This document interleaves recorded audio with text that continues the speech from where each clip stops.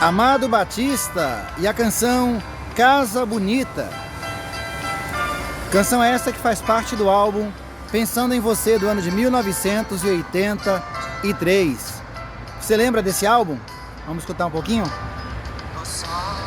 Nesse álbum as canções Casa Bonita, Meu Equilíbrio, O Bilhetinho, Não Bebo Álcool, Pensando em Você, a canção Bolívia e também o grande sucesso, a canção Mulher Carinhosa. A outra canção de sucesso, Quando Eu For Embora, Estradas, A Voz do Vento, Ó Deus. E uma coisa interessante que teve nesse álbum foi a canção cantada junto com Reginaldo Sodré, a canção A Flor também. Esse álbum de 1983 destacou essas canções, entre elas Casa Bonita, Quando Eu For Embora. Você lembra desse álbum? Tem alguma recordação para dividir com a gente desse tempo? Se você lembra, comenta aqui nos comentários.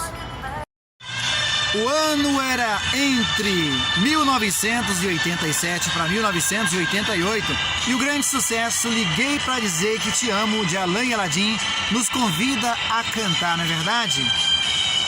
Já é tarde, é quase madrugada, eu não dormi.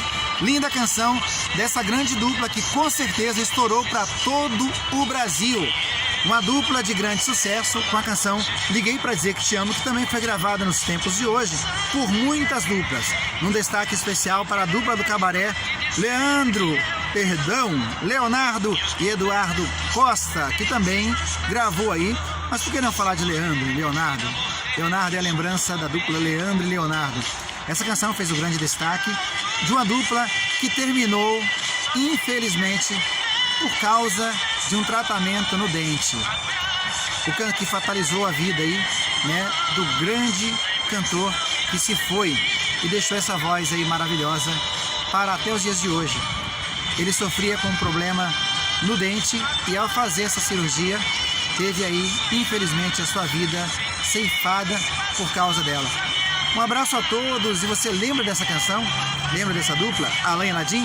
Comente aqui nos comentários, eu quero saber de você, a sua história com relação a essa música.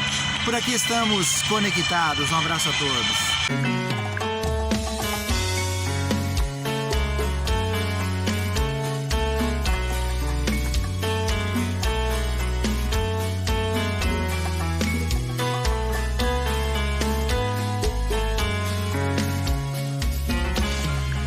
Já falei pra você.